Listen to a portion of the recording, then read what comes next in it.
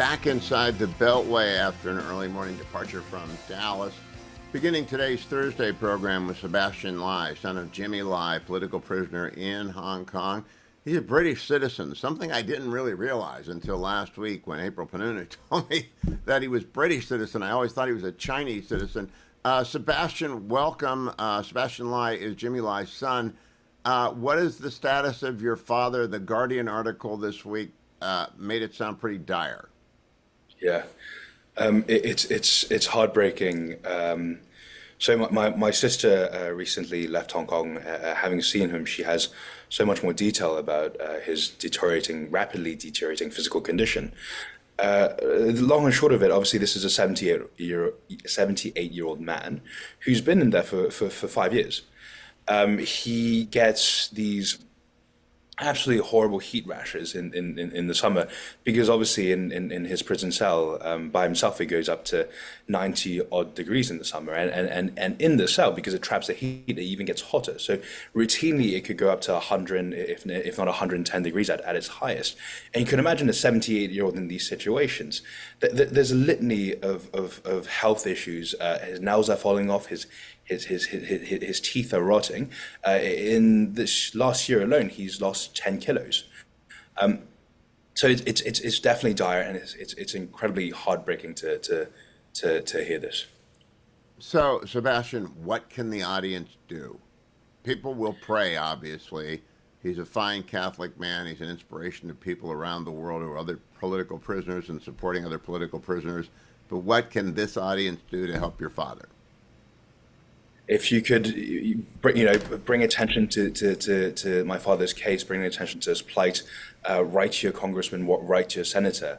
But as you alluded to, I'm so very grateful to both you for bringing so much attention to my father's case, but also for your prayers and for the prayers of your audience, because it's what sustains him. His faith is such an important part of why, even despite this incredible hardship, that he's still mentally and spiritually strong. He on multiple occasions, my sister told me that when she visited him, he said that I feel these prayers. I feel these prayers, and this is what God keeps me going. It's what gives me hope. And that's, I mean, this is a horrible situation, obviously, but as his son, that gives me a bit of comfort that he knows that he is doing the right thing, and that he knows that he's doing the right thing by himself, by his beliefs, and by God. Sebastian, I really did not know he was a British citizen until April told me this week. Where is Keir Starmer? Where is the British government?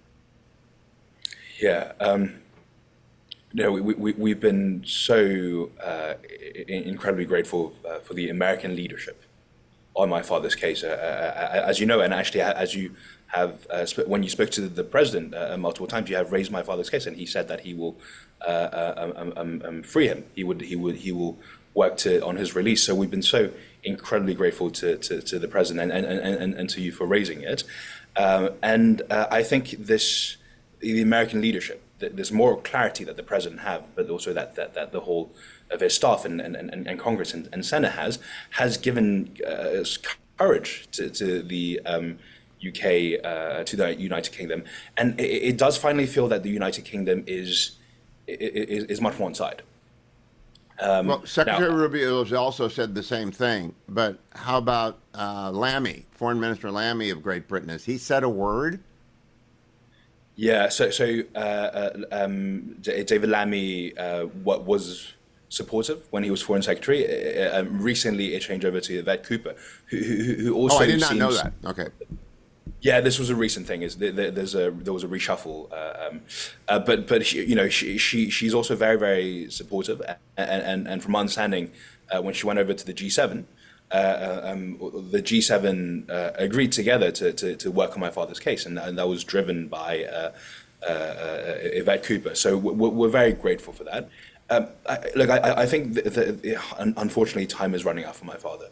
So I think if anything can be done, it needs to be done now. And I think in the situation where the United Kingdom says that they're trying to normalize relationship with China, well, how can they normalize relationship if my father is still in prison? My father's release should be a precondition to that. And for China and Hong Kong, it's a very easy, simple administrative thing to do. I mean, he's already been through hell for the last 5 years. He's already had this, nationally, internationally decried show trial, and they have found nothing. They have. It's been this incredible thing where they have found nothing at all. In fact, they have now this man who's a symbol for the freedoms that matter to the free world, is a symbol for courage, for standing up for his employees. And every day he's in prison shows how incredibly broken the Hong Kong legal system is. So freeing him would not just be beneficial for all of us, it'd be beneficial for Hong Kong and China. And again, administratively, it'll take them 2 hours to put him on a plane and send him to the UK or to the US. Freeing Jimmy Lai would also be incredibly beneficial to General Secretary Xi. And that's just me commenting on having watched dissidents like Sharansky and Solzhenitsyn and Amanda Valladares all these years. Does he not understand that? Do you think he has personally got his finger on this case? To be honest, I don't know how the Chinese Communist Party works. It's quite opaque. But to your point, it shows strength. Freeing my father shows strength. Yes. Because they right. It shows strength, and for a 70-year-old man who's still fighting for his life in a Hong Kong jail, who is by all intents and purposes innocent, even within their own legal system, what's the point of having him die there? It's cruelty, and freeing him would be this massive act of strength and of belief in the Hong Kong legal system. And a coup, actually, in terms of PR. Let me close this way, Sebastian Lai. Where do people go to get the latest on your father's condition and case? Is there a website that collects everything being written and bulletins about who have seen him and what we know about him? Yeah, at supportjimmylai.com is where you'd find a lot of this information. There's also a Twitter page as well, also at support Jimmy Lai. Yeah, that's where you'll find the most updated information. It would be a wonderful thing if Pope Leo were to bring it up as well. I know he's got some reservations about the current agreement with China. Perhaps they would be diminished if the most prominent Catholic in China were allowed to return to his home country of Great Britain. Sebastian, please keep us noted on this. It's got to be difficult through the Christmas season to think about your father, but the prayers of millions are with him and with you and your sister and your entire family. Thank you for the update today. I really do appreciate it. Thank you so much for your support, and thank you for mentioning it to the President and to the Secretary of State. And frankly, God bless you. God bless you. And you. Thank you. I'm always humbled to talk to someone like Sebastian Lai. Every day he carries on this fight to get his father out of jail, and the least we can do is pray, and that might be the most important thing to do as well.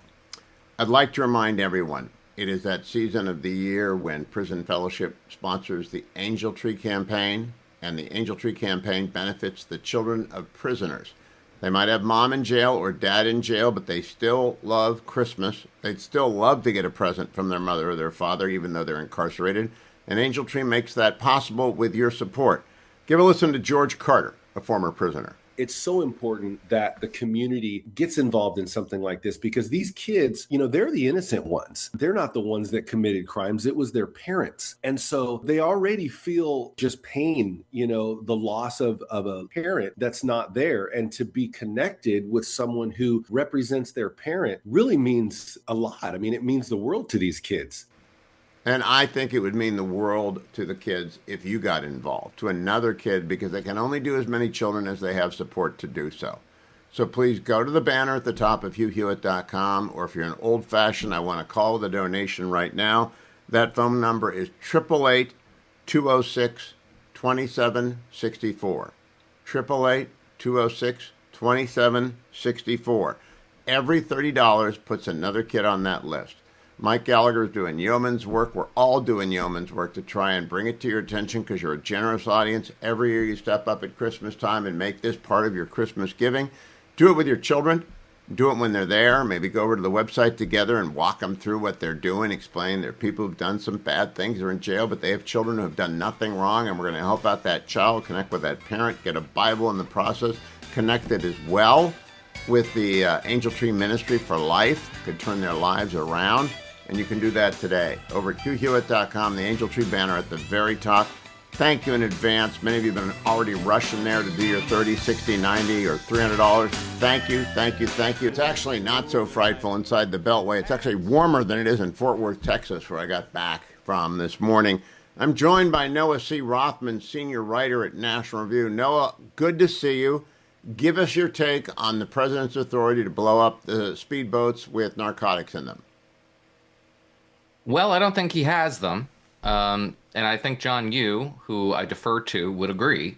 I don't want to put words in Mr. Yu's mouth, but I certainly believe that the 2001 authorization for the use of military force that was passed after September 11th justified the wars in Afghanistan. It justified, in my view, the deployment of troops in eastern Syria. It justified even the strikes on the Iranian nuclear program. There is no reading of that document that allows you to simply apply the word terrorist to any organization anywhere else on the planet Earth and execute military operations against them. I agree with that. And by the way, John Hughes is a very fine scholar. He was my colleague at Chapman Law School, but I don't defer to him unless he has an answer for how can George H.W. Bush invade Panama in 1989 without an AUMF, and still President Trump cannot strike boats in 2025.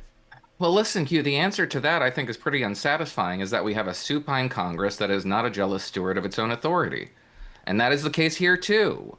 Listen, the president can go around and do whatever he wants and say that the Congress has delegated war powers to me, which, by the way, Not delegated. No. He has the power of commander-in-chief to use the United States military unilaterally unless challenged by the Congress, which it has not done. It might be which supine. it has not done against imminent threats to U.S. national security. It is a tortured No, it does not reading say of that drug in the trafficking. Constitution. It does It does not say that in the Constitution. It says that in the War Powers Act.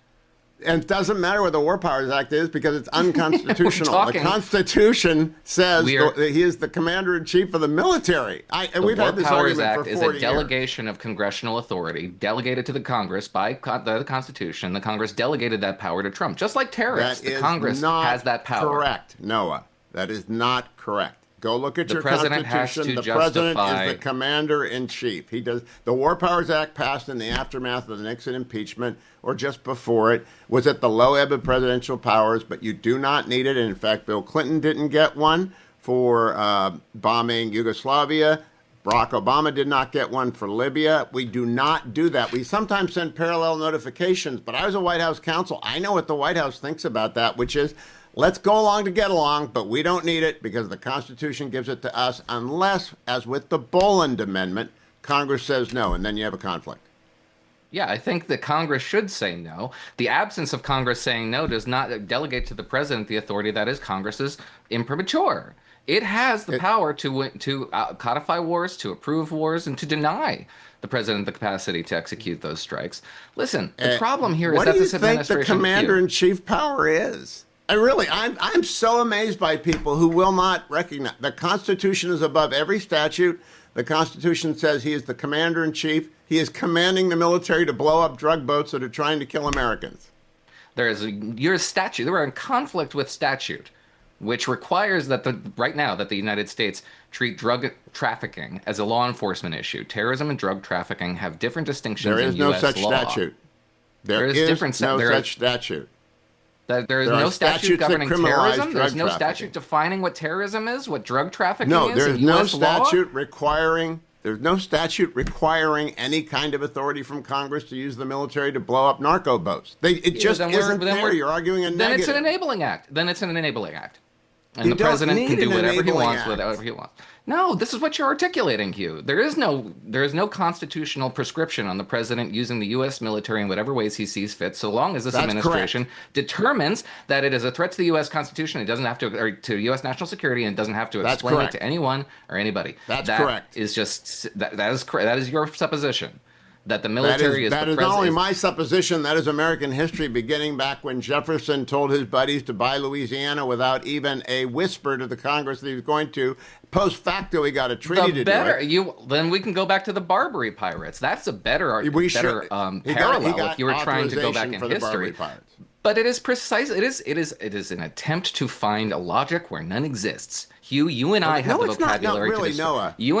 vocabulary to describe what the president is doing. They do not, because they have defined for themselves opposition to the Iraq War as the central premise of this administration. It is the raison d'etre. That's a straw man. Here come the army of straw men. I will mow down your straw men. What is the limit on the president's commander-in-chief power? That this administration is attempting a regime change operation. That's a straw man? No, not yet. But if it did, it would just be doing what George H.W. Bush did in 1989. So we have a precedent. Did George H.W. Bush, is he a war criminal? Is he a war criminal? That would be great if this administration... No. And Hugh, thank you. Is this administration pursuing a regime change operation without congressional authorization and without articulating to the public what it is trying to do? I don't know, but it might be doing what George H.W. Bush did in 1989. No, this administration is attempting to oust. Threatening. The president has made very clear his intention to see Maduro leave office. He's been very clear. He said by Friday it's not going to happen by Friday, given what I know about. No, it is not. Public but the reason why he's doing that isn't, and they haven't said why they're doing it. I can tell you why they're doing that, because they want to eject an anti-American force from Venezuela, make Venezuela safe for Venezuelans, starve Cuba of a source of revenue, eject from the Western Hemisphere China and Russia, foothold in the Western Hemisphere. All this is easily articulatable by us. But they can't do it. They can't bring themselves to do it because the logic of it is far too close to the Iraq War. Noah, they don't have to satisfy Hugh Hewitt or Noah Rothman. He's the commander-in-chief. He won the election. The Constitution is clear. He runs the military. What's the argument against that? The argument against that is the power to make war flows from the Congress. Do you think it's making war to blow up drug boats? Yes. I don't. You are attacked. No, have we established that these are combatants? Lawful combatants? We don't have to establish that. We have pirates on the sea bringing narco. You know how many people died from cocaine overdoses in the United States last year? 25,000 people. What does that have to do with anything? Oh, we can appeal to emotion all day long. We can appeal to emotion all day long. I can do that too. I'm appealing to the threat. I'm pointing to the fact of the threat. How dare we equate the individual who is blown up while having lunch by a nail bomb, who's shot to death by a terrorist who just wants to send a message to America's political class, that suffering pales in comparison with someone who puts substance into their bodies on their willingness. It's trash. It's what I just engaged in. What I just engaged in is the lowest form of demagoguery. And that is precisely what we have been privy to. I'm just using constitutional precedent, Noah. I'm pointing to the 1989 invasion of Panama in which 22 American soldiers were killed, and nobody said boo, and he wasn't impeached. That's the precedent. That is Congress's prerogative. Congress has the prerogative to avoid using its own powers. This Congress is doing that too. Past Congresses have been just contemptuous of their own powers. They're not jealous stewards of their constitutional authority. Congress has the power to authorize or not authorize the use of the U.S. military outside its borders. No, it's not just like a thing that they can do or not do. This is a constitutional power, and the president doesn't have it. What he has is the power to use the forces that are delegated to him. And I don't see how there's an authorization for the military. You just keep walking by the Empire State Building of Article 2 is the authority to use the military. Noah, good to chat. It's very blunt. Some people don't think the military power includes the power to strike without congressional authorization. American history says otherwise. Thank you, Noah Rothman. Follow him at The Editors, the podcast by National Review, or follow him on X at Noah C. Rothman. Kurt Couchman is Senior Fellow in Fiscal Policy at Americans for Prosperity, one of our great sponsors. Kurt, you were on the Hill yesterday trying to talk reason to big spenders. How'd it go? It went well. I mean, it was a Judiciary Subcommittee hearing talking about balanced budget amendments and other pieces of fiscal responsibility. And yeah, some people just wanted to score political points, but there were a number of members that were really interested in how we actually get this done. Now, Kurt, I am always skeptical of constitutional amendments, only because they're so hard to get done. 2/3 of both House, 3/4 of the state. Why bother? Because only a constitutional rule is beyond Congress's ability to change. And we got really close in 1995. The House passed a BBA, the Senate almost passed it. It failed by a single vote. And the way they did that is by having different BBA versions compete with each other and to see which one came out on top. And since that time, we actually have much better versions of balanced budget amendments. But the big thing is that the US states, for the most part, and other countries have gotten balanced budget rules and debt limit rules and other kinds of budget rules after they've gotten themselves in crisis. And the hope is that we don't have to get into a federal debt crisis before members of Congress see the light and start getting their act together. Now, maybe that's what'll have to happen, but the hope is that we can learn from other people's mistakes and not have to make them ourselves. Now, Kurt, it's interesting. On Tuesday night, I had a chance to meet Liz Truss, and of course, the former prime minister was forced from office because of a debt crisis. The city forced her from office because of a debt crisis. When does that debt crisis happen in the United States absent balanced budget sanity? Well, we don't know exactly when it could happen. We do know that the higher the debt burden gets, that is, the debt held by the public compared to the economy, the gross domestic product, the risk gets higher. Now, investor Ray Dalio, who's an author and a multi-billionaire, Yep. He thinks that it could happen in the next 3 years, plus or minus a year or two. So I guess the next 1 to 5 years, we could be looking at a debt crisis. But apparently he's been saying that for, well, a number of years. So, we don't know when it could come. But if it were to happen, the economic damage would be catastrophic. The security risks are massive.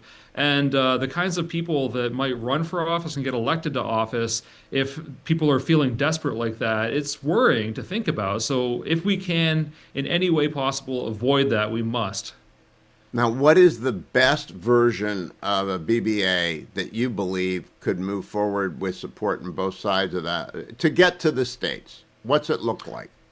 Right. Well, you have to clear 2/3 in both the House and the Senate. And so that means you need to get essentially all Republicans and about 70 Democrats or more Democrats, ideally. And that means that you have to have broad principles that basically everyone thinks make sense. And so, not surprisingly, there's a version called the Principles-Based Balanced Budget Amendment by Representative Nathaniel Moran and Senator John Husted. And that basically says that the budget shall be balanced, which can happen over more than 1 year. 2/3 of both houses can approve emergency spending, and then you've got 10 years after the 38th state legislature ratifies it to actually get to balance. And it leaves all the details for implementing legislation, which is the way that existing constitutional provisions work. And there's a lot of work that's been done to flesh out, what those different laws would look like, the statutory targets and mechanics and so on. So, a lot of that's been done, but getting to 2/3 is really tough. You have to have a really clean BBA that has broad principles that will essentially stand the test of time. Now, who was giving you a tush push in the hearing and who was trying to tackle you behind the line of scrimmage? Yeah, there were a couple of Democrats that gave folks, me and the other Republican witnesses a hard time. Joe Neguse from Colorado really wanted to focus on the tax cuts, the One Big Beautiful Bill Act. And what I told him was that, first, we can't let the largest tax hike in American history go into effect. And that's what that bill was all about. And the deficit impact relies on believing that the statutory baseline had anything to do with actual reality. And the truth is that the bond markets, policymakers, and the public were not expecting their taxes to go up by $4 trillion. It's not going to happen. Even Vice President Kamala Harris was proposing to extend all of most of that stuff if she had won. And she didn't, thank goodness. But, it just wasn't reasonable to think that it was all going to sunset. And I think they're just left out in the cold and they're sore about that. So he was the main one. But, most of the other Democrats were just sort of throwing political bombs. And then on the Republican side, there was some real digging into the mechanics and the actual policy. And that was nice to see. And where can people go to find the version you were proposing yesterday? If you go to the Americans for Prosperity website, on the policy corner, there are some recent blogs that talk about all of this. You can just Google Principles-Based Balanced Budget Amendment and all kinds of things will come up. Principle-based balanced budget amendment. Kirk Couchman, senior fellow in fiscal policy at AFP. Thank you. Joined by Texas Senator John Cornyn. Senator, welcome. I just got back from Fort Worth, 2 nights in your wonderful state of Texas. Had a great meal at a place called Bricks and Horses. You ever dine there? No, but I'll check it out. Oh, it's wonderful. It's right in Fort Worth downtown. We got a lot of great places. Oh, my goodness, steakhouses. All these different Texas legislators talked, including Lieutenant Governor Patrick. Now I'm convinced that on the 7th day, God didn't rest, he made Texas. Everyone's so happy about Texas. How do you feel about these strikes on the drug boat, Senator? Well, I support them. We know that the law enforcement model that's been used forever, where you try to arrest people, then they go to court, and I mean, that just is not working. In the meantime, hundreds of thousands of Americans have died, what essentially is from a weapon of mass destruction, which is the cocaine, the heroin, and the fentanyl coming from South America, Central America, and Mexico. So I think it's within the president's constitutional authority, and I would cite no less an authority than Hugh Hewitt, who is a constitutional law professor who holds the same view. Well, there are some who disagree with me, but I also have a precedent, which is George H.W. Bush's invasion of Panama in 1989. How is that not a complete refutation of people who criticize President Trump? Because that was a lot more force than we're using right now. Yeah, and it's as you know, these kind of disputes are never going to be finally decided because a lot of this is born out of animosity toward President Trump, and anything he wants to do, people reflexively oppose. And also, no court in the land is going to finally decide this issue, as you know. So this is a matter of debate among hopefully people of good faith, but I see the overwhelming majority of Americans support the president in keeping this poison and these terrorists out of the United States. Well, Senator, I don't know if this has happened to you, but every public event I've done for maybe 6 years now, the families of victims of ODs come and stand silently outside of the event, asking for someone to do something about the drug crisis. This is something. Have you run into the same thing? Oh, yes. I've visited a number of high schools across the state of Texas where parents have lost their children to fentanyl. They believe they were taking some other innocuous pill, only to find out it was a counterfeit pill containing fentanyl, and lost their life. So this has been a real problem in Texas and across the country for a long time. And I think these grieving parents deserve a president and some policies that actually are designed to stop this from continuing. Now, to switch subject to politics, I did not find one Texas legislator who did not support your reelection. I did find a bunch of them that bemoan the fact you've drawn 2 opponents who are wasting money and putting the seat in peril. How do you feel about the election? Well, I feel good about it. We're on track, although it is expensive and it does take a lot of time. But look, I've run in a lot of elections before, Hugh, and this is our system, and I support it. And nobody's entitled to these seats. You have to earn it. But we're reminding people of my record supporting the president and his policies, whether it's at the border or on the Supreme Court. And so I'm optimistic. But as a result of this third individual getting in the race, we may end up having to decide this in a runoff on May the 26th. But clearly, I would be the strongest candidate at the top of the ticket to help not only all down ballot races, but including the 5 new congressional seats that the legislature just drew. And we know President Trump cares a lot about keeping the majority in the House, and I think I would be best situated to help that happen. Oh, yeah, I don't know why we wouldn't take the layup, and you're the layup, as opposed to try and fire a 45-footer. Let me ask you about that lawsuit. Your Texas state legislative colleagues are very optimistic that the new map will be upheld. Do you share their optimism? You are the former Texas Supreme Court justice. Yes, I am. And as you know, Hugh, the Supreme Court is ordinarily deferential to the legislative drawn maps unless they find some clear legal violation. And I've read the opinions by Judge Brown and Judge Jerry Smith. And I think trying to change the maps at this late moment well, the filing deadline is like the 8th, would be enormously disruptive. And I think the Supreme Court should then take the time to look at the case, look at the facts. But as you know, the law is evolving dramatically in this area. The Louisiana case involving race motivated drawn districts is up before the Supreme Court. And so we're not exactly sure how they're going to come down on this issue generally. So there's no reason to disrupt the election now.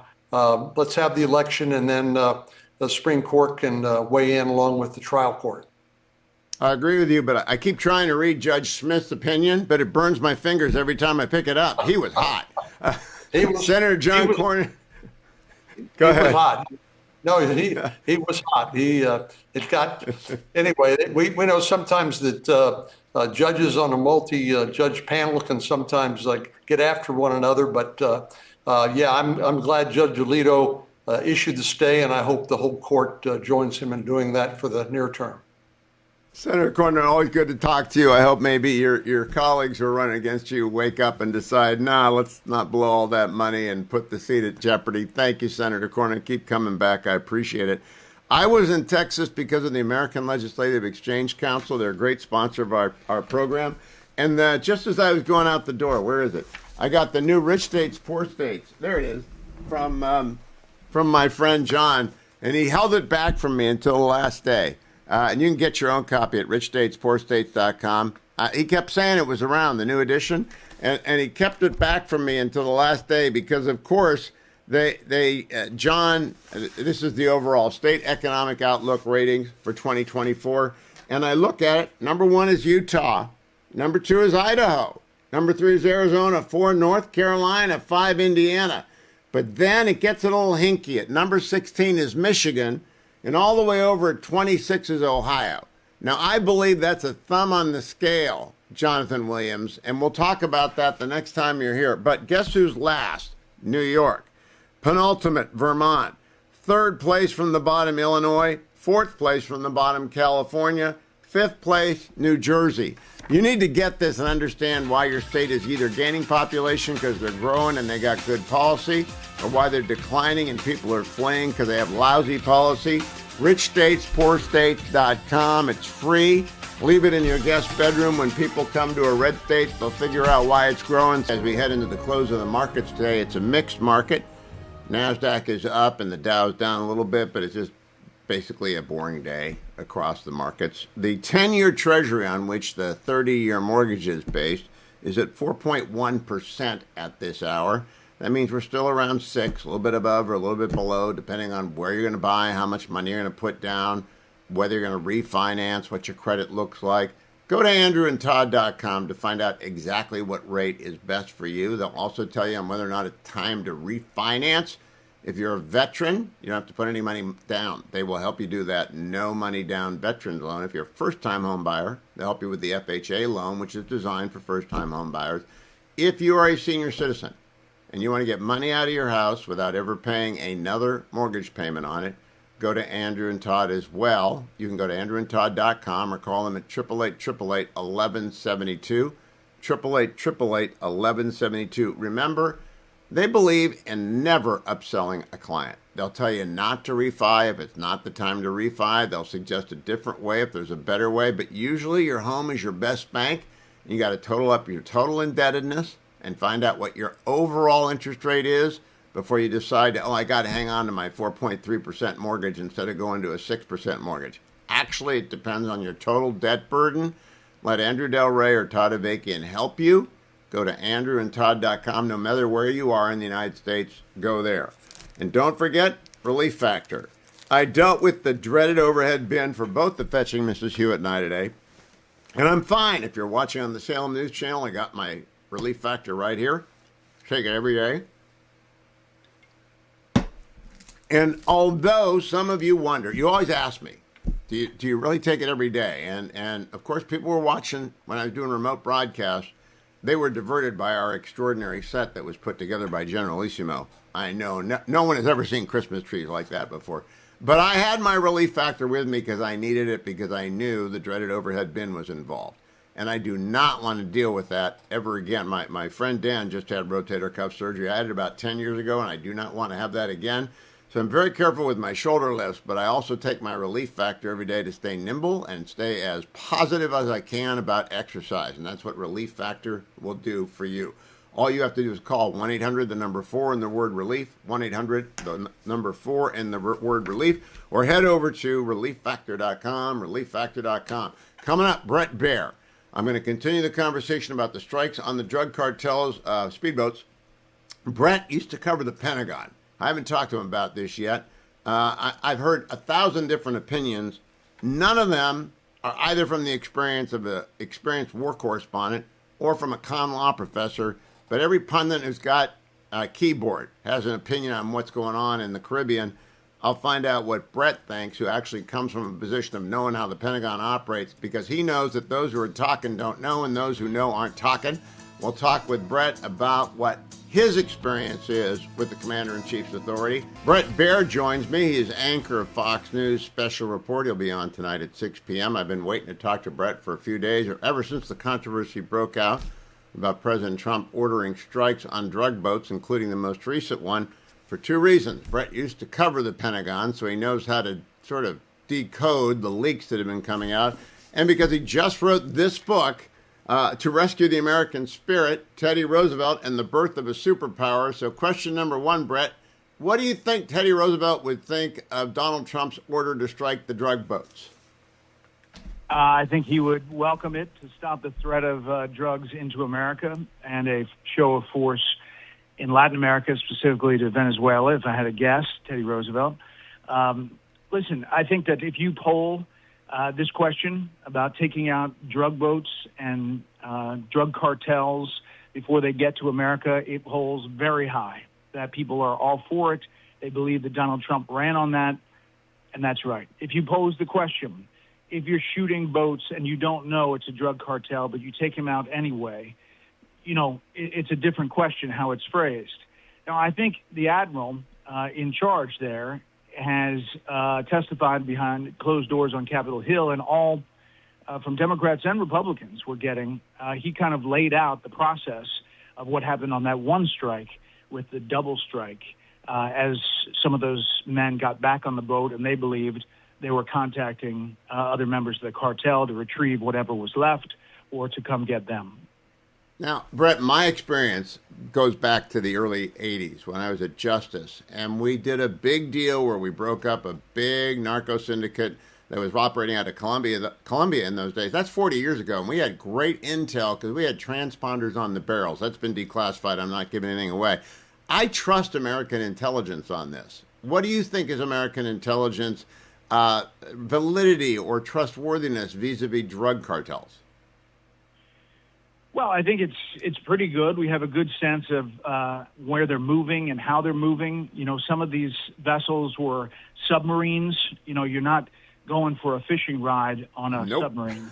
And so I think we have decent intel. I can't say that, you know, on the ground, but I do trust that not only the CIA and the military, but the DEA operates in Latin America as well to try to define and determine where and how these drugs are moved. Now, I am also, you're too young, but I also remember the Bolin Amendment, and I was around when that gave us fits and starts in the Reagan years. And if Congress wants to put... I'm too young? You know, I'm 50, I'm heading to 56. I mean, I'm getting in the age that you can't say... you don't remember the Bolin Amendment, though. It was the biggest pain in the neck. You just do not. It was trying to make that thing. That led to Ollie North and Iran-Contra and all that different weird stuff. I'm not Hugh Hewitt. How about start with that? I'm not Hugh Hewitt. Ask Britt Hume about the Bolin Amendment. What a nightmare. But if Congress wanted to ask, if they wanted to act, they could, but they haven't. And indeed, I don't think has anyone introduced a bill to stop these strikes? No, but they're working on it. They're working on an authorization. Rand Paul, Tim Kaine, to try to prevent, I think, more future action inside Venezuela, but not these strikes on the boats. I think there's a lot of controversy over it, and obviously we're going to get to the bottom of exactly what transpired as all of these committees dig into it. But if you ask the public, again, the overall question I think that there is a lot of support for that, despite all of the hyperventilating. Okay, last question, Brett. You do the common ground segments where you bring in a Democrat and a Republican. I don't think you can find two people that you're going to find common ground on this with. Do you think there are two out there that will come together and agree on something about the narco strikes? No, I think that both sides are pretty dug in.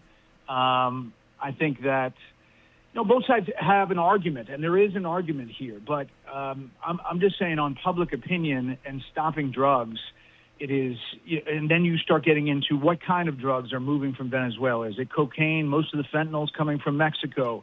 Once you start going into the nuance of that argument, I think the big picture is lost on the American public. There are probably some moderates up on Capitol Hill who see it the same way and give a little leeway to the administration.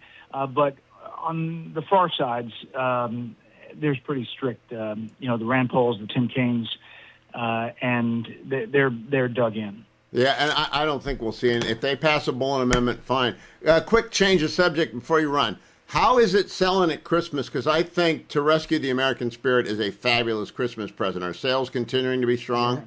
They really are. We've 6 weeks on the New York Times list. We made it to number 2, but we've hung on to the list for 6 weeks. We've sold more than 100,000 hard copies. Holy smokes! That's a big book, and we haven't even gotten to Christmas. So we're really excited. And what's encouraging to me, Hugh, is that history sells, and that people want to look back at our history and kind of learn from it if it's readable and engaging. I love guys like Ron Chernow, and certainly Doris Kearns Goodwin was my professor. I love her. But the book's got to be readable. It's got to be people can't look at it and see a year-long term paper. They got to, you made it the right length. But when's the history twister coming, Brett Baer? I'm getting there. We had a little slowdown, but we're going to get there early 26. All right, I'm going to tell my 11-year-old grandson, it's coming. Brett Baer, good to talk to you, and congratulations on those 100,000. Holy smokes. Thank you, Brett. Hey, America, maybe you don't want to give Brett's book alone. Maybe your client will look at you and say, thank you very much, I love to read. Where's my other present? And then you're going to show them your best hot grill. And I do mean that sincerely. Head over to besthotgrill.com today or tomorrow, because through tomorrow they are running a special 25% discount off their Solaire Anywhere and their Solaire Everywhere portable infrared grill. That's just today and tomorrow.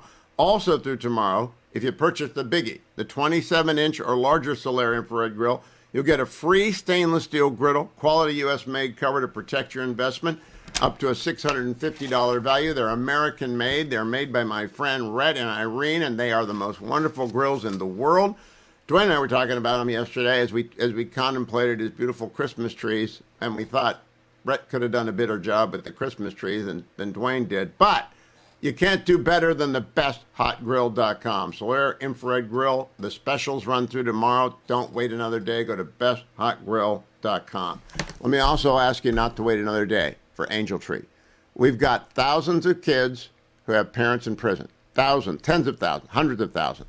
And Angel Tree is a Ministry of Prison Fellowship, and every year they sponsor this fund drive. Every year you step up and you give $30 or $60 or $90 or $300 or $3,000 because it costs $30 a child to connect the parent to the child to deliver a present that the kid wants, a note from mom and or dad if they're both in jail. Usually it's just one, but sometimes it's both. They also get a Bible, and the most important part of that present is the love from the parent. And the second most important part of that present is they're connected up to Angel Tree and Prison Fellowship, and that child's increased opportunity, chance of staying away from trouble and staying out of jail like their parent skyrockets when you do something for which you will receive no reward until you get to the other side. And then St. Peter's going to have your name on a list, and he's going to say, Joe Bag of Donuts, you did a good thing when you sponsored that child for Angel Tree. So please go over to my website. It's at the top of my website. You cannot miss it. A Steelers fan couldn't miss it. It's at the very top. Doesn't even take long to load now. We've worked on that, so it loads immediately. Very secure. $30 takes care of one kid. $90 takes care of three. There, I confused the Steelers fan. $120 means 4 kids. It's easy if you just round up. Send a check for $300 or send a contribution of $300, and you have 10 kids whose Christmas will be merry and bright because of you, and I thank you in advance. Finally, I'm in the ReliefFactor.com studio. I want to remind you about it. I want to remind you, do not leave home without it. Take it with you, as I did to Fort Worth, Texas. I was down there with Alec. I took it in both shows. I'm feeling great. Tomorrow morning, I hope it warms up a bit, because I did not get my miles in when I was in I was working from dawn till dusk down there, because on Tuesday we left the house at 4 a.m., and today we left the hotel at 4 a.m., because that's when American decides to fly to Reagan from Dallas-Fort Worth. It's easy to get to the airport. It's just hard to find the coffee shops being open. But I had my Relief Factor, took it during both shows yesterday. I take it wherever I go. I take it on the road. Why? Because I don't want the minor aches and pains that come with traveling, that come with seats that don't recline, that come with the dreaded overhead bin that just comes with everything. Go to 1-800, the number 4, and the word relief. 1-800, the number 4, and the word relief. Come right back after the break. Well, you know what? Go to pharmawindfall.com during the break. All right, pharmawindfall.com. Why? Because they're working on extension of some tax subsidies for a very narrow range of people who got screwed by Obamacare. But we do not want Big Pharma to get a windfall. We want the little guy and the little gal who got screwed by Obamacare, and they are legion, to get some relief, but we do not want Big Pharma to get a big bag of gold from Santa.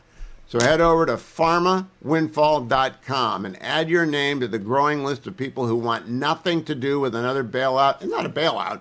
They're printing money at Big Pharma.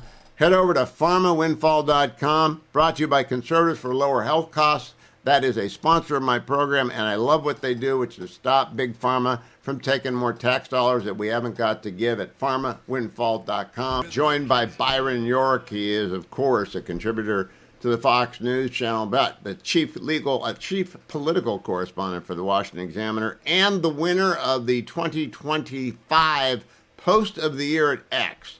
One word, 3 dots. Wait, ... Byron, you win. Because, boy, oh boy, if anyone would just take a minute to wait. And tell us what you were getting at with that. I know what you were getting at, and you were right. Well, I think it was my most cogent media commentary.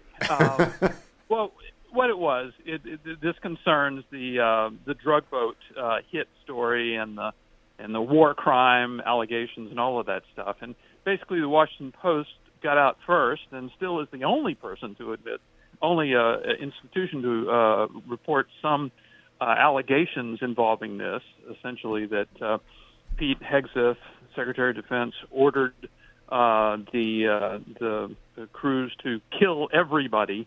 And when he saw that a couple of drug owners had not been killed, he ordered a second shot at them. These are things that were in the Washington Post story, and have since turned out to be not true. And the first crack came when the New York Times published a story citing 5 people speaking independently who were knowledgeable about this, who told a different story, that Hegseth had not given that order, that it hadn't worked the way that the Post had said. And that's when I said, wait, and I posted that story. And then there was more. There was Martha Raddatz of ABC News, who also posted or reported a different story. And these stories are progressively more favorable to the Trump administration. So I said, well, wait, and posted that. And then there was another one from the Wall Street Journal that was a preview of Admiral Bradley's testimony. And I said, well, wait for that. So clearly this is a situation in which we've seen it before. Spectacular, sensational report gets out there in the news. Many people run with it. They take it completely seriously. It gets picked up on Capitol Hill, of course, and members of Congress start talking about it. Democrats are on the attack, and some Republicans are kind of cowering in fear. And then, when you learn more about it, it turns into a different story. Don't you wish we had ring video of Jeff Bezos with his head in his hands, thinking about the Washington Post, thinking about all the money and all the change? I'm not going to rag on my former colleagues, but just, his head down, thinking why, he'd been trying to rebuild the place. He'd been trying to get them into free enterprise.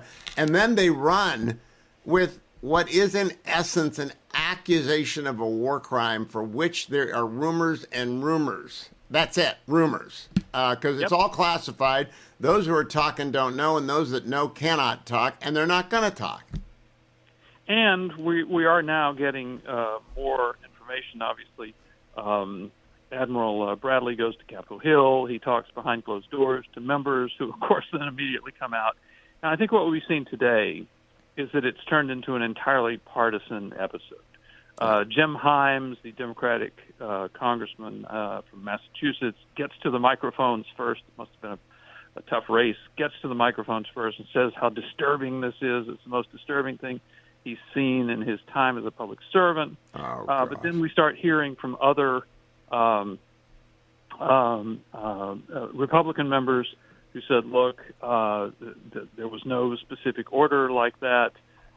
There were these surviving crew members of the drug running boat were actually trying to get the boat going again and get in contact with their handlers and all of that. And it was a second shot or a third shot was entirely warranted.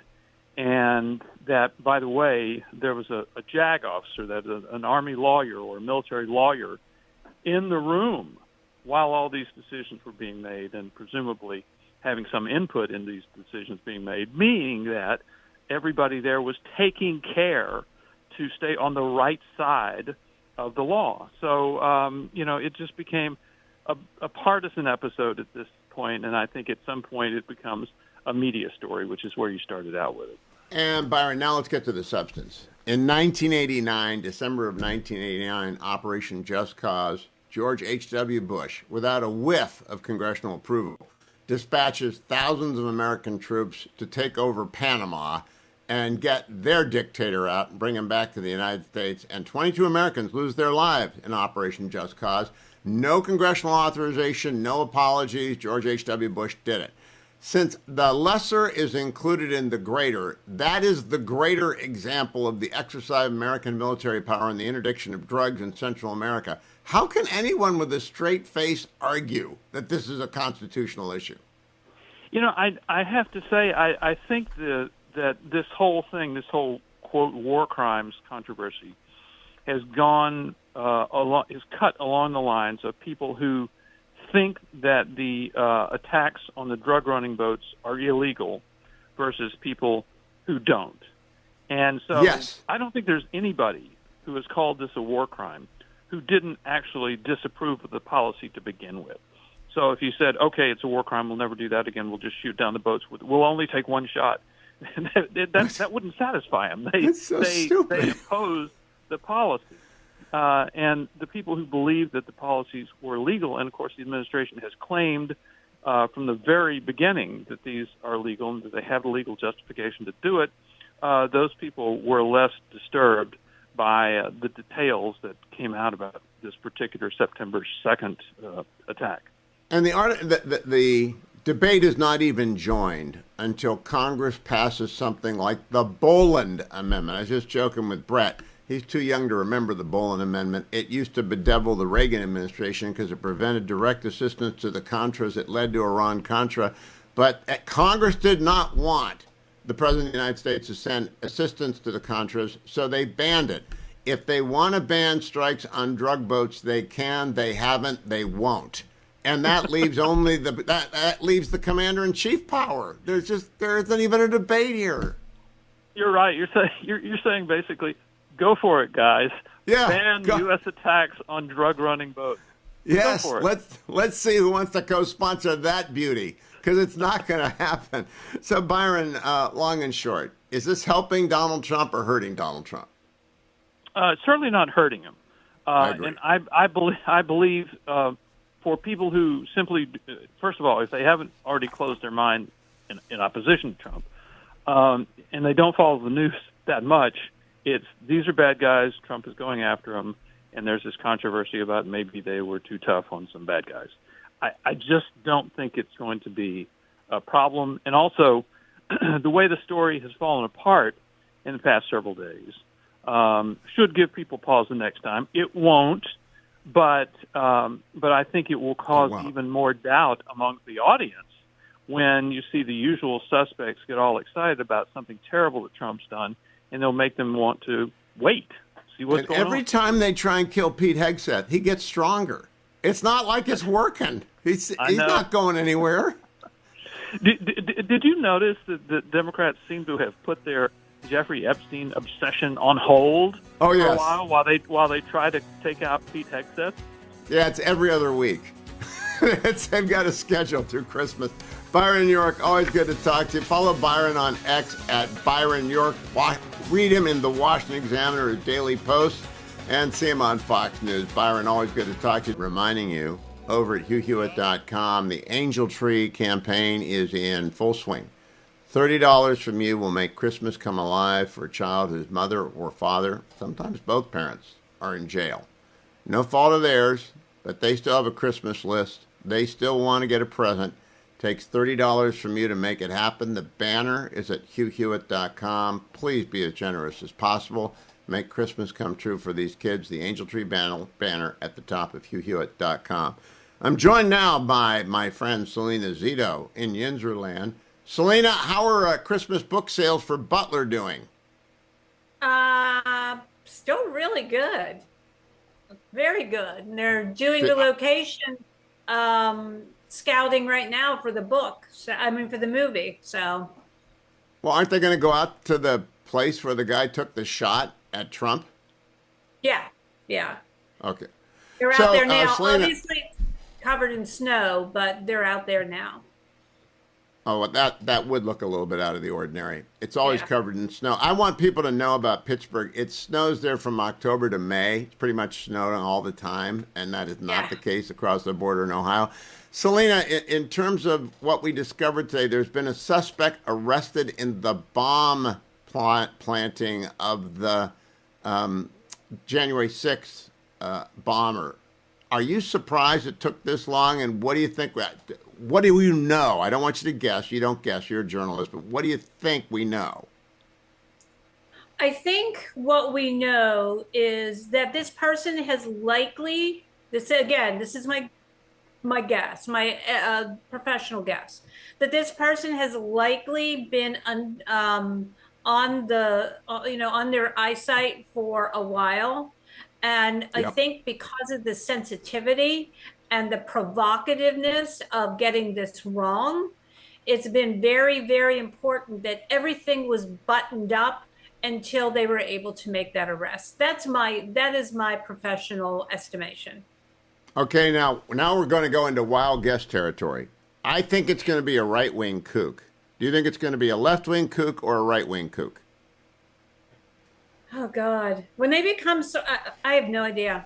I actually have no idea. I didn't really think that much about it. I don't know. There's so much about that day, that is so murky and confusing, and motivations are all over the place, from being inciting in order to make one side look bad, inciting because you're pissed. This could be anybody's guess in terms of that. I really believe that. All right, now the most important question of all. Have you done your Christmas cards yet? Oh, yeah. Do you have the picture of the grandkids in with President Trump as your Christmas card?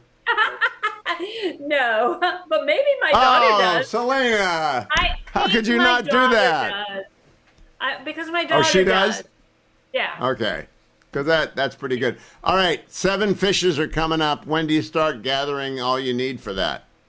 So I start getting the doughs ready for the different pastas. I make 5 different pastas that go with 5 different fish dishes, and then, but I won't buy the food until the day before, because I sort of shop like my grandmother did, which is you shop day of, right? But since I'm cooking for 35 people, I'm definitely shopping the day before, and then it's sort of a mad 35? We did Thanksgiving for 20, and I thought that was pretty good. Now tell me, have you ever added gefilte fish to your 7 fishes? No, I have not. Good. I heard a disposition on the common. Yeah, but it would be ecumenical if you went that way. It would be fine. It would be ecumenical. Where do you put 35 people? So I have one of those old-fashioned, like 1960s split entries. So half the people are upstairs, and then half the people are down in the game room. Okay, is there a kiddies table? Obviously, there's so many kids. This is a Catholic family with multiples. There are 3 kids tables. Oh dear. Do they move up as the years go by, or are they on, Yes, is it a random drawing? they move up as the years go by, and some family members fall off. But it is sometimes you're stuck at the kids' table well into your knees don't fit under the table anymore. Last question. Who says grace? Well, usually one of my grandchildren. Oh, that's good. That's short. Yeah. Never let the old guys do grace. Especially don't let the old ladies do grace. It goes on forever and the pasta gets cold. Selena Zito, always a pleasure. I'm looking forward to your Seven Fishes column. Follow her at Zito Selena on X, and all that she writes available at selenazito.com. Josh Kraushaar joins me, editor-in-chief of Jewish Insider, analyst for Fox News Radio. Josh, 2 big stories today I wanted to ask you about. First of all, Bibi Netanyahu has named a new head of Mossad, the fabled Israeli spy agency, but not from within Mossad. How surprised are you? Yeah, well, I'm not surprised given that Netanyahu tends to, especially at this stage of his political career, go outside the traditional establishment. So David Barnea is ending his 5-year term in the middle of 2026, and he's picked an outsider in the name Roman Goffman is his name, as the new Mossad director. So it's not expected to face much opposition in the Knesset. It's actually a pretty widely supported selection, but someone who certainly didn't go up the same ranks as other former intelligence officers. So Netanyahu has been able to appoint the head of Shin Bet, which is their FBI. He's been able to appoint the head of Mossad, which is their CIA, but he can't get rid of the attorney general, who is just about the craziest person I've seen in politics anywhere. When does are they going to be able to split up her job duties at least? Well, the situation, we think American politics are crazy, and there's a lot of division in our country. The attorney general in Israel is not picked by the prime minister, and has got a lot more power, frankly, than our attorney general. Yep. And that's what was the heart of the judicial reform protests and activism and conflicts between the prime minister and the bureaucracy, which he now calls the deep state. I'm imitating Donald Trump in that regard, but it is I mean, these are thorny questions. They don't have the clear constitutional answers that we do in our country in dealing with some of these power struggles. And that is something that's going to be a theme, I would imagine, in the upcoming election next year. Now, Josh, when Israel has direct military action, it's almost always against without prior authorization from the Knesset. Donald Trump is taking direct military action against the narco boats. Does that faze you at all? It doesn't faze me. After all, the 1989 invasion of Panama was conducted. 22 Americans lost their lives in that. It was a full-scale invasion. There was no congressional authorization. How in the world do people object to striking narco boats? Yeah, well, look, they don't object to striking narco boats. In fact, there was the Reagan Institute annual defense forum is this weekend, and in the run up to the event, they put out a pretty comprehensive poll from a top group of pollsters that found that of all the Defense Department's decisions in Trump's second term, over 60%. The largest margin of all the decisions tested, that was the most popular one. Now, I think that's separate from. Yeah, no, we reported that in Jewish Insider. Actually, number 2 on the list, I believe, was the Iranian nuclear strikes. So the 60+ % support from American voters. So I mean, these are popular decisions with the American public, broadly speaking. What's very interesting about Midnight Hammer, that is the operation to destroy the Iranian nuclear program, that was on the table in front of every president dating back to Bill Clinton, and the only one to do it was Donald Trump, and it turns out that it's a very popular decision. Is that the takeaway? I haven't seen the poll yet. Yeah, look, this is more, I mean, when you're doing any poll, you're asking kind of the broad strokes of any decision. So it doesn't go into great detail about all the nuances. It certainly doesn't go into the debate that's going on in Congress right now over the second strike against one of the ships in September. Look, I think that's a different situation. And I got to admit that I think the transparency and lack of communication from the administration is a little bit problematic. Hegseth has not, I don't think, inspired a whole lot of confidence from Republicans in Congress. Some of the people who are supportive of the measures to take out these drug boats. Roger Wicker, head of the Senate Armed Services Committee, Mike Rogers, head of the House Armed Services Committee. These are Mississippi, Alabama Republicans. They're very conservative and hawkish on foreign policy, and they've had some very serious concerns about how Hegseth, the decision made in September in ordering that second strike that's been the subject of news coverage over the last couple of days. But as a big picture decision making strategy, that the strikes generally have support with the American public. If they don't, I like both Senator Wicker a lot and Mike Rogers a lot, but if they don't want strikes on drug boats, first or second strike, they can pass the modern Boland Amendment forbidding them. No one can do that because the American people will look at them and say, are you out of your mind? We do not want these drugs getting anywhere near the United States. We're losing 50,000 people a year to fentanyl and cocaine combined. They're at war with us. Yeah, I mean, look, Hugh, I think the president would be well advised to give an address from the Oval Office explaining the strategy, the big picture, and I think Ronald Reagan, speaking of the Reagan Defense Summit, Reagan's strength was offering those great speeches and really explaining to the American public why we need to have a strong national defense, why we need to do what we're doing overseas. And I think Trump, I know he tweets a lot and posts on Truth Social, but there is a lot of confusion, even among allies on Capitol Hill, about what exactly the strategy is. As far as the drug running goes, a lot of it is not coming from Venezuela. It's coming from other Central American and countries in Mexico. So there is a need, even among the Defense Department kicked out people like me from the press to ask the questions to get information about some of these operations. I don't think that's a good decision. I think it would be helpful to get more information to the public about why they're doing what they're doing. Clearly, they have a good case to make because the public is generally supportive of a tough mission in taking out these drug boats. Quick exit question, Josh Kroshauer. Follow him at Josh Kroshauer on X. Israel hammered Lebanon today. They dropped leaflets first. They told people to get out of the villages. It looks like Hezbollah is trying to do Hezbollah 2.0, and Israel's not going to let them. Is that the quick summary? Look, Israel's philosophy in a dangerous region is trust but verify. So there have been agreements. It looked like Lebanon's government has sort of made progress in diminishing the power of Hezbollah, but that's not. There's been a lot of worrisome signs, and Israel is doing what it needs to do to keep its northern border safe. And I think you're going to see a lot more of this. And I think they're kind of mowing the lawn, if you will, in making sure that Hezbollah does not reemerge nearly as powerful as it was before October 7th. Do you expect anything more than airstrikes?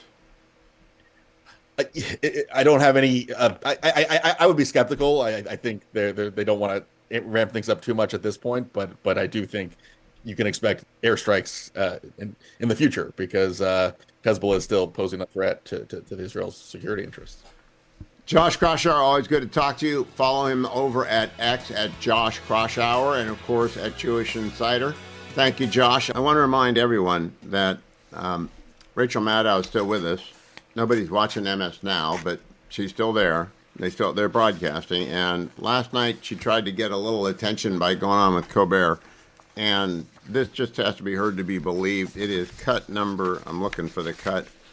I played that all for you. Didn't interrupt. Because it's about the stupidest thing I've ever heard. And there's a reason that NBC sold the network. Because it was killing the network.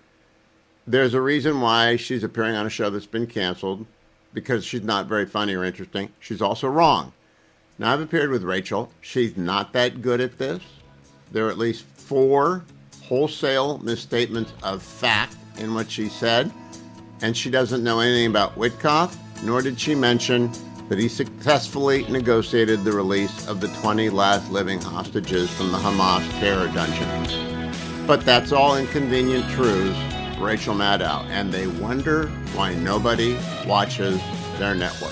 Scott Johnson is one of the founders of Powerline blog. He is also the first mover on the Feeding Our Future scandal, the first reporter to dig into the Feeding Our Future scandal in Minnesota.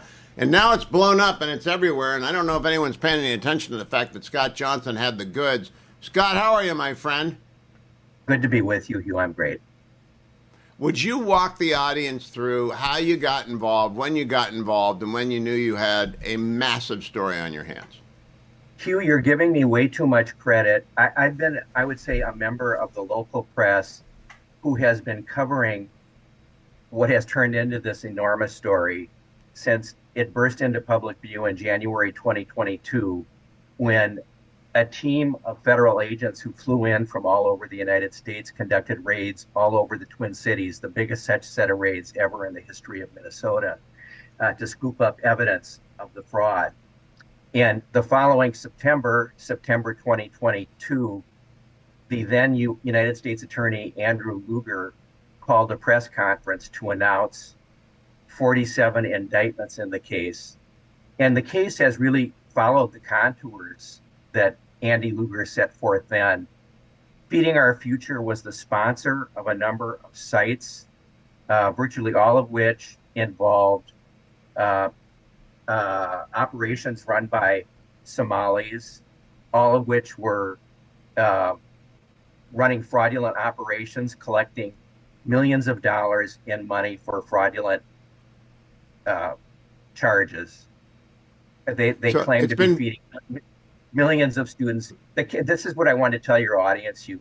This case is nearly 4 years old, but it burst into a national story on account of a City Journal column by Chris Rufo and Ryan Thorpe last month.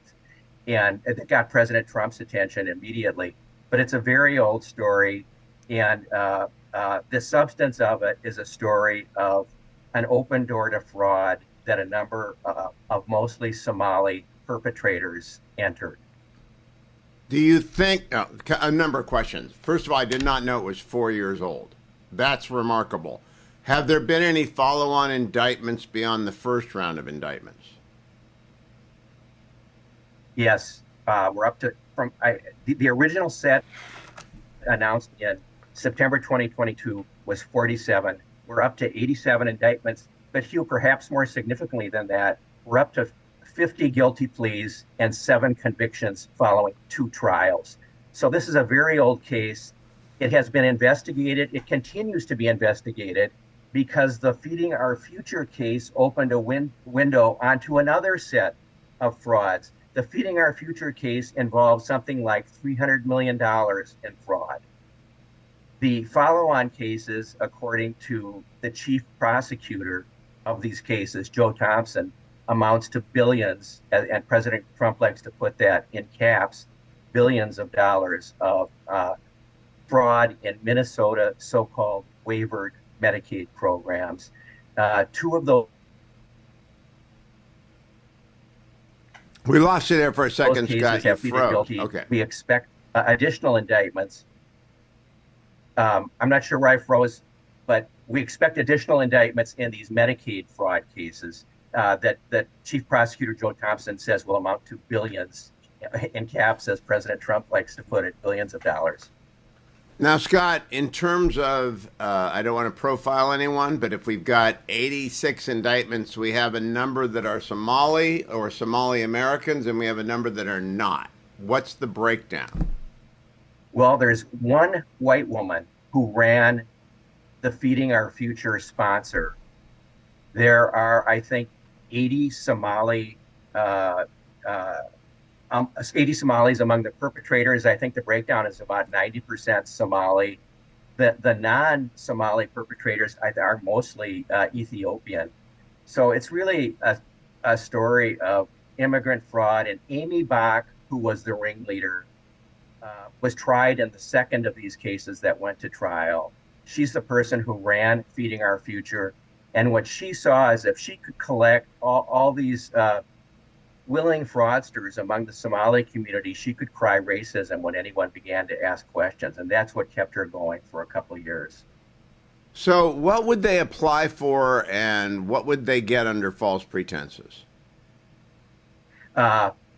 This was the program that was loosened in the COVID era to feed students, primary and high school students, during the COVID era. So they loosened the regulations to allow just about anyone to serve meals to needy students. And as a result, everyone and his mother, whom Amy Bach recruited, accepted the invitation to commit fraud. And she opened the barn door and the money just flowed out. The political story is a story of political corruption, among Tim Walz and Keith Ellison, who just kept the door open.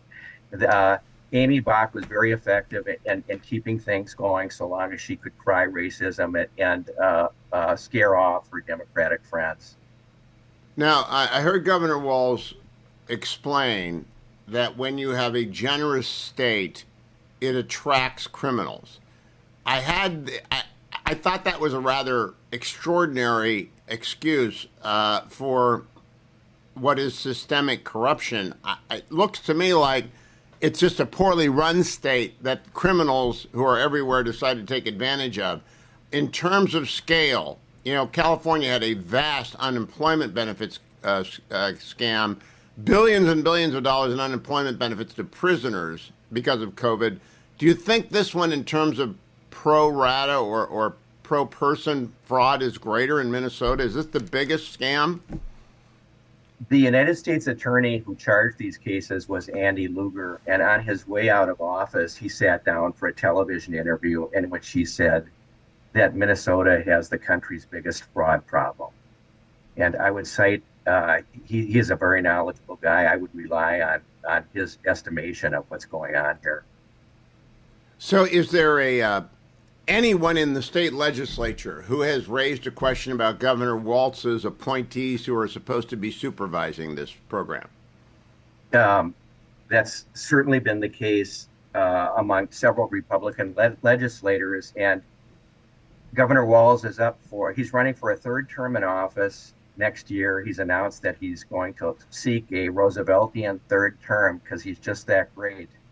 And a number of the Republican legislators are House Speaker Lisa Damuth and House Chairman of a new fraud committee that Speaker Damuth set up, Kristen Robbins, have been hammering this fraud issue for a while. Just about everything Governor Walz says about it is false. Hugh, and I say this is an old story because the Rufo Thorpe column kind of highlighted, I think somewhat misleadingly, a terrorism element. These aren't terrorism cases. They're really theft, fraud cases, but in my view. But I lost my train of thought. Well, let me ask you, are you annoyed by the attention it's getting now, or are you annoyed by the fact that it's not being represented correctly? Hugh, it's had a destructive effect on the people who are doing the work to investigate and prosecute these cases for this reason. Everyone and his mother is demanding that the authorities here conduct an investigation. I wanted to say that I wrote about Governor Walz's nonfeasance in the Wall Street Journal column the day after Kamala Harris selected him as her running mate, last year. So you can look up that column and the day after Harris selected Walz in the Wall Street Journal.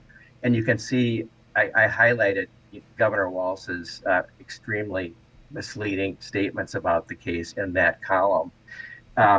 The demands on the local prosecutors to investigate these cases are farcical. It's a political, silly season. And that's what I wanted to highlight for your audience. These people here have done the work. They have investigated the case. One of the star witnesses at the two trials is an FBI forensic accountant who led a team who has traced virtually every dollar that could be traced has been traced. And she was a star witness at these trials, extremely credible witness. I'd like your viewers to know that that's the case. The investigation has been done. Now, the Feeding Our Future case opened the door onto these other Medicaid fraud cases, which are in the process of being investigated and prosecuted. But, and the features some of the same cast. That's how the door was opened. Some of the same cast. Do you have confidence in your local prosecutors? We got less than a minute, Scott. Do you have confidence in the people who are prosecuting these cases? The chief prosecutor of the Feeding Our Future and related cases is Joe Thompson. He's one of the best trial attorneys I've ever seen. He is outstanding, and he has been extremely accessible to the local press. We'll keep coming back to Scott Johnson. I had no idea it was 4 years old, but Scott's the guy who, along with John Hinderaker, broke the Dan Rather case wide open years ago, and he's doing it again. He's been doing it for 4 years, and he's been following it closely for 2. We'll keep going back to Scott. Thank you, Scott Johnson. Joined by Philip Balboni, founder and CEO of GlobalPost.com. Philip, Merry Christmas to you. How are you? Same to you, Hugh. I'm great. Thank you. Very nice to see you and be here. We're going to dive into Ukraine, and I want to begin by the fact that it's the lead story in the Global Post, and you call it Zelensky's most politically perilous moment yet. Why is that? Well, he has some very, very painful decisions to make in regard to the peace negotiations that President Trump is trying to quarterback. He also has severe corruption issues inside of Ukraine, even at the very highest levels of the government. His chief of staff has had to resign over a corruption investigation carried out by an independent agency there. So you've got a lot going on. But let's focus on the war, if that's okay. This is a hugely complex issue with deep historical roots. But let me try to boil it down for your listeners and viewers. And let's bring up the map so we can have people look at what you're talking about while you explain it to us. Okay, go ahead. Yeah. For the radio audience, we're looking at a map of Ukraine and the areas that Russia has seized in this almost 4-year war now. That war began in February of 2022. It's amazing to think it's been going on for almost 4 years. So the president had a 28-point peace plan that he's been working out with Russia and Ukraine. Now that's down to 19 points. There are really only 3 central issues here: land, NATO, and security guarantees or joining the EU. Those are the 3 principal areas. So let me just talk to them for a minute, Hugh. So Russia wants all of what's called the Donbass.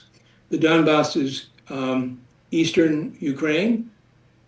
For those who are viewing, you can see that red area is part that Russia has already controlled, and then the immediately adjacent yellow areas is a part that is still being fought over. So Russia already has 85% of the Donbass. So we're really talking about the 15% that remains. That's not insignificant. Blood and treasure have been expended over this land. 1.2 million lives on the Russian and Ukrainian side already given in this fight. But now, would they be giving up Kharkiv? Does Putin want Kharkiv? No. Well, I don't. That's not on the table. He might want it, but he did try to get it. But no, it's not. So it seems to me that in order to end the war, that Russia is going to have to make some compromises here. They already have a lot.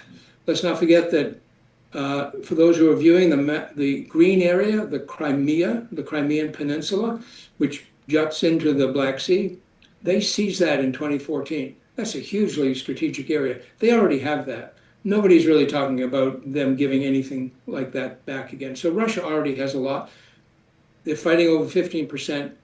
They need to compromise. That's number one. Number two, NATO. So Russia is dug in on the issue of NATO. And you know, Hugh, this is really what the war is all about, in the opinion of many people. If we think back, when the Iron Curtain fell in 1989, 1990, NATO ended at what was the old West Germany. Today, NATO is everywhere, from the northern part of the Russian country of Russia, up in Finland, all the way down to the southern part of Europe. All those states, all those Eastern European countries, used to be part of the old Soviet Union. They were part of their sphere of influence, if you will. They're all part of NATO. Putin drew the line with Ukraine.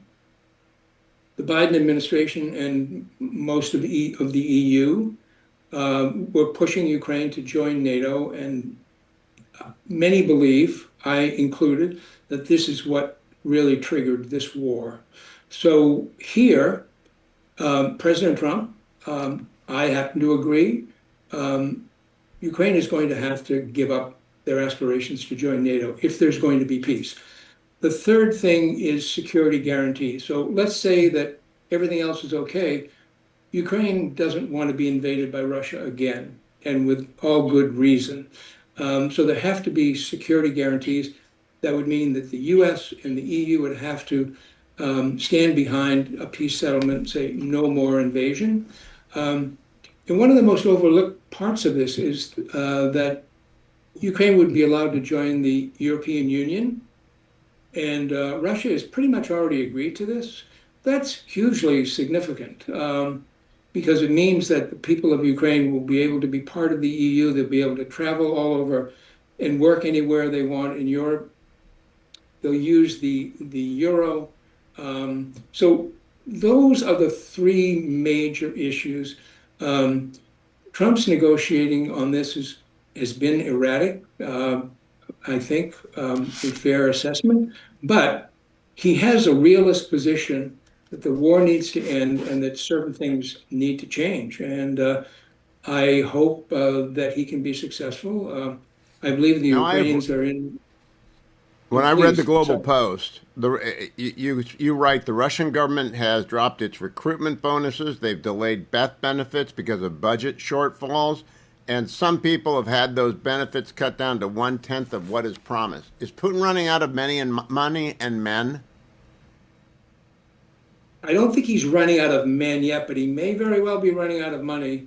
I mean, you know, the price of oil, I don't know if you watch these things, but the price of oil is down in the 50s.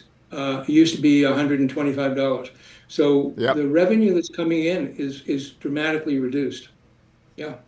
Well, I will tell everyone, if they will go to globalpost.com, they will get comprehensive coverage of the world, not just Ukraine, but you'll get comprehensive and neutral coverage of the world. And I always tell people, if you're in school, if you're in junior high, high school, or college, you get it for free. You go to globalpost.com, find it on the toolbar, and join their free program so that once a day you get a report like this one. It's probably 750 words, and it's got everything you need to know about this deal and the maps that actually make it make sense, as opposed to people talking about this and that. And as we go into the end of 2025 and early 2026, I hope you plan on growing, Philip, because more and more people need to know more and more about the world. Thank you. We are growing literally every day, Hugh, and I appreciate your support. I want to wish you a very Merry Christmas and a Happy New Year, and I look forward to seeing you in 2026. And maybe we'll be talking about a peace deal in Ukraine. That would be a good bit of news. Philip Balboni, editor-in-chief of Global Post. Go to globalpost.com.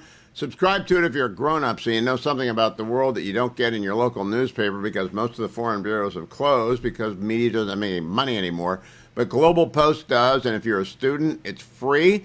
Every teacher out there for AP World History, every teacher out there for civics, every teacher out there, period, ought to be getting Global Post for your students because, once again, it's absolutely free. globalpost.com. Sarah Bedford is with the Washington Examiner, where she heads up the investigative unit.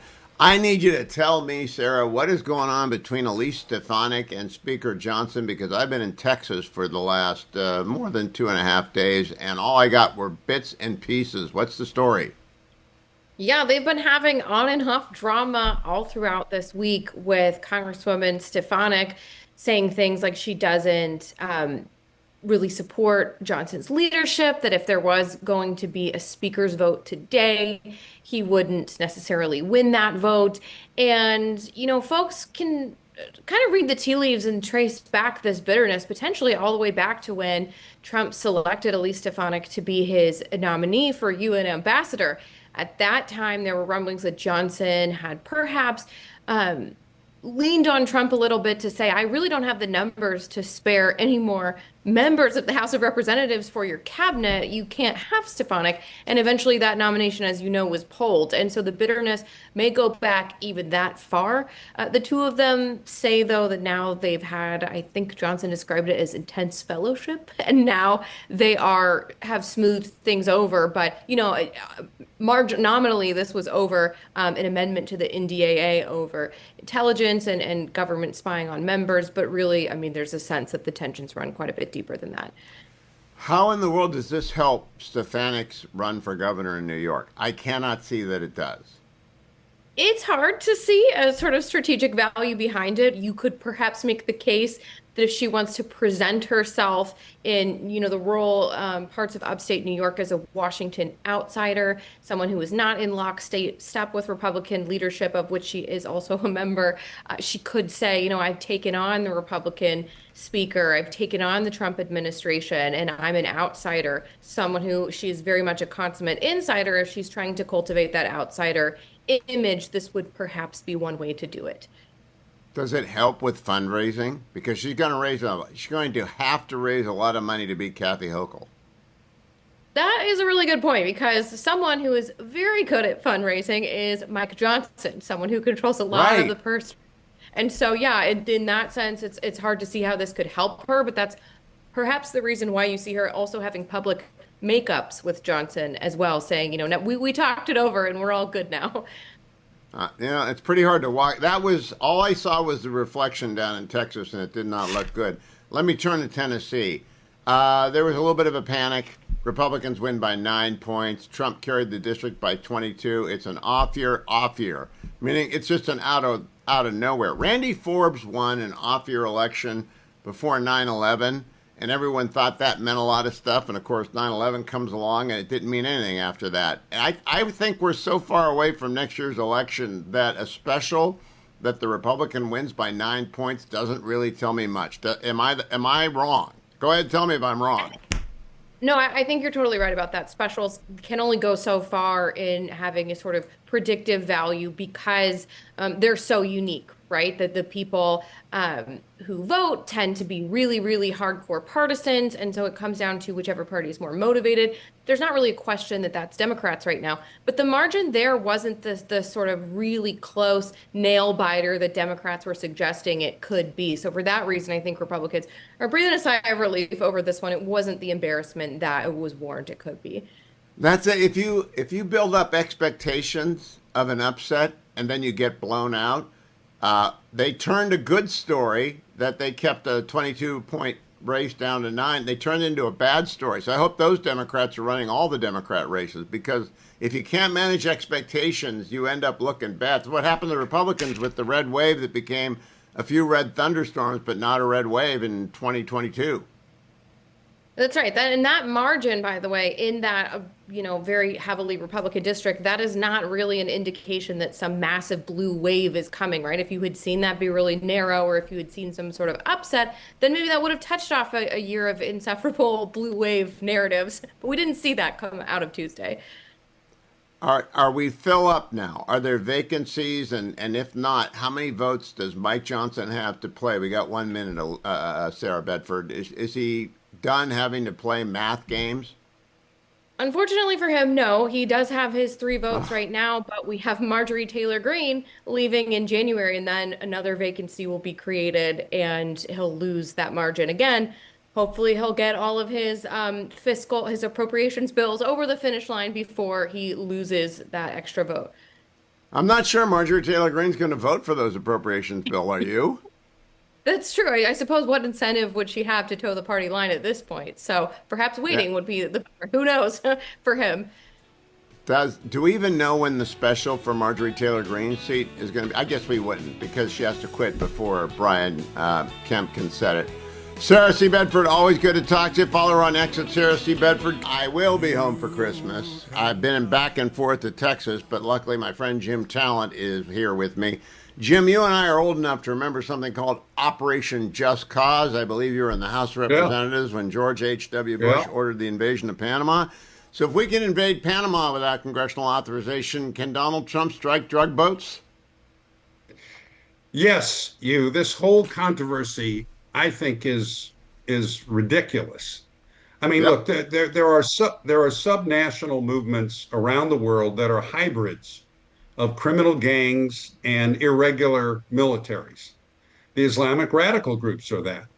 The Somali pirates, you remember them? And Yep.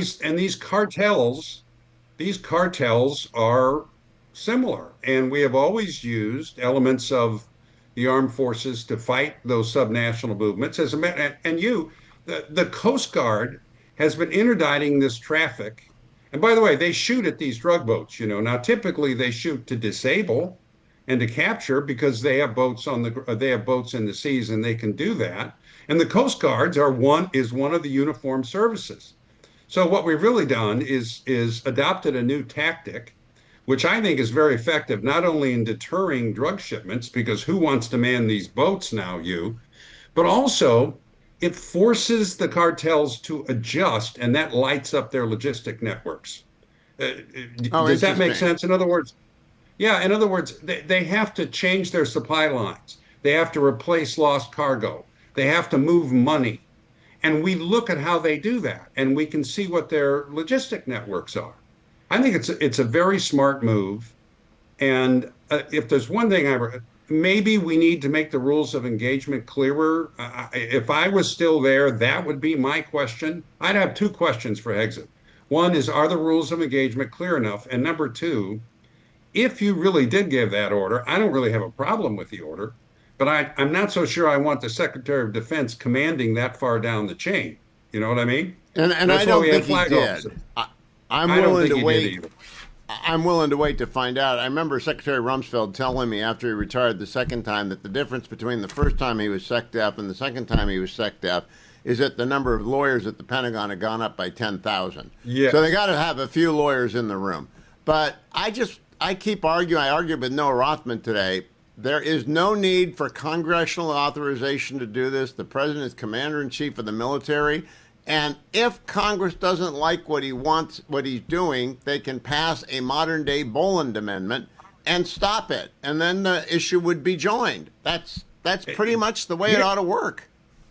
We can argue about the abstract legalities, and I leave that to con law professors like you. But as a practical matter, here's what it amounts to. When the president engages in a military operation that is so extensive or so intense or lasts so long that he has to get a supplemental appropriation, he can't take it out of hide from the Department of Defense, then he has to get congressional. Either Congress appropriates the money, they pass the supplemental, or they don't. And I'll tell you, this Congress will pass this supplemental, and I would like to see my friends on the other side vote against trying to interdict this drug traffic. Trafficking. This got to be one of the most. Well, we surveyed it in the Reagan Institute survey, and it was like 62% of people supported it, and I was surprised it was that low. I mean, I figured it'd be 80-90%. The silliest argument I ran into thus far is that they don't make fentanyl in Venezuela; they only make cocaine. Well, cocaine caused 25,000 American deaths last year, as opposed to fentanyl causing between 50 and 100,000. It's not that much of a difference. They're narcotics. They're trying to get them into the United States, and we can blow up their boats. And if the Congress doesn't want us to, they can cut the money off. But it's not a war. You don't need a declaration of war. No, I don't think so. Hey, look, you mentioned Operation Just Cause. Frankly, and I was not in the Congress at the time, I thought that HW should have gotten congressional authorization. That was an invasion.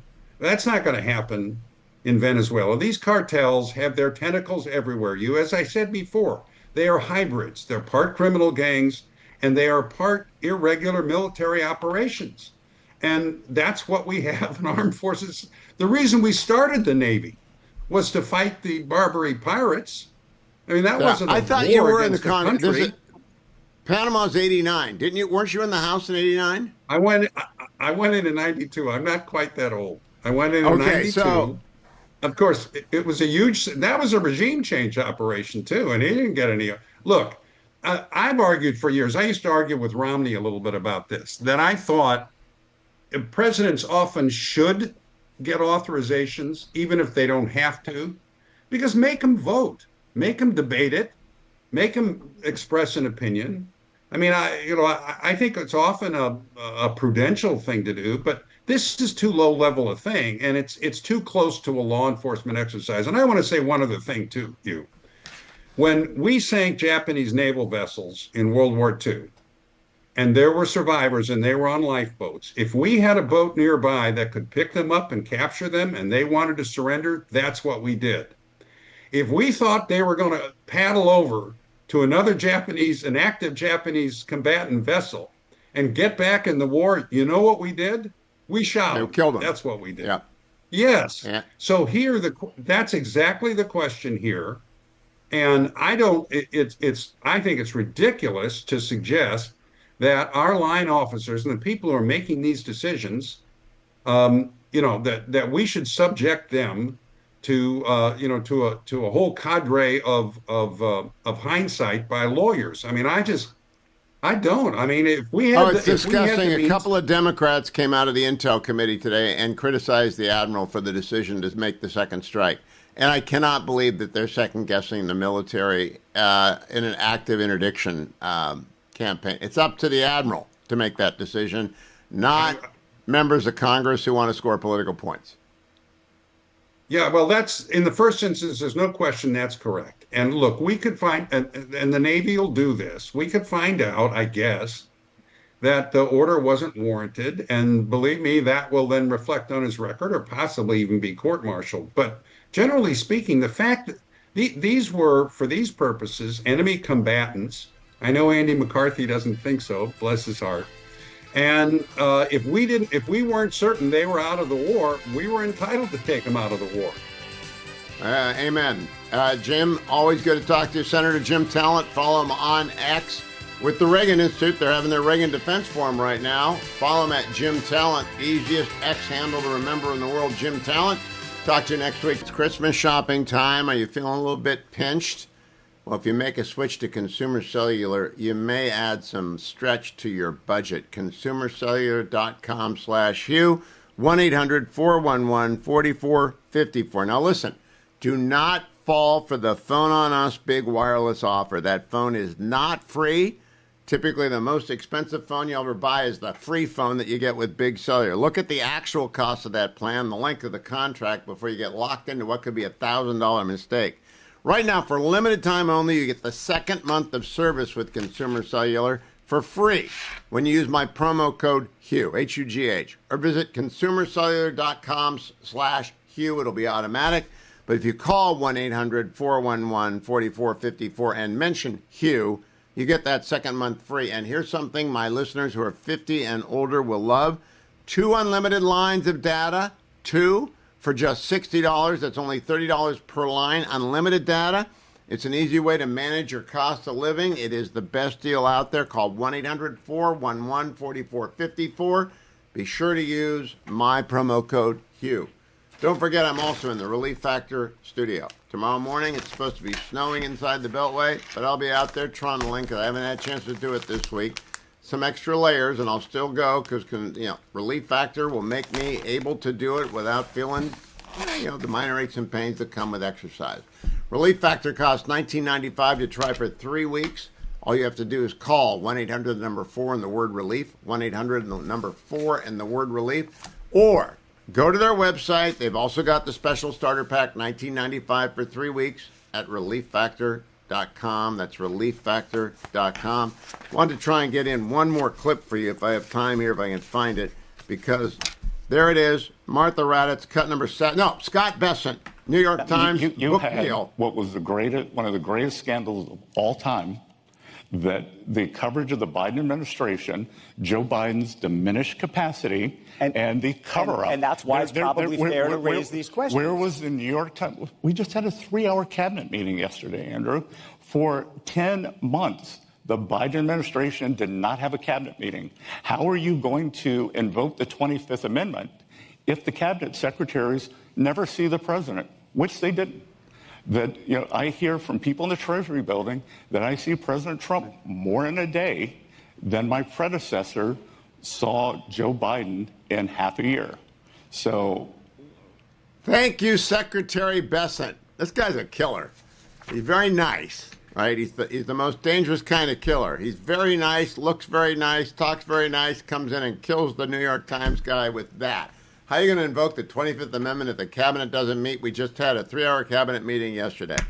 I go out with this. Angel Tree. The banner's at the top of HughHewitt.com. If you've been thinking about it, $30 will change a child's Christmas. Reconnect them with their mom and dad in jail. Get them a Bible, a note from mom and dad, and a present that they want, and a connection to Angel Tree, sponsored by Prison Fellowship. Please be generous. The banner's at the top of HughHewitt.com. Thank you, Harley and Adam.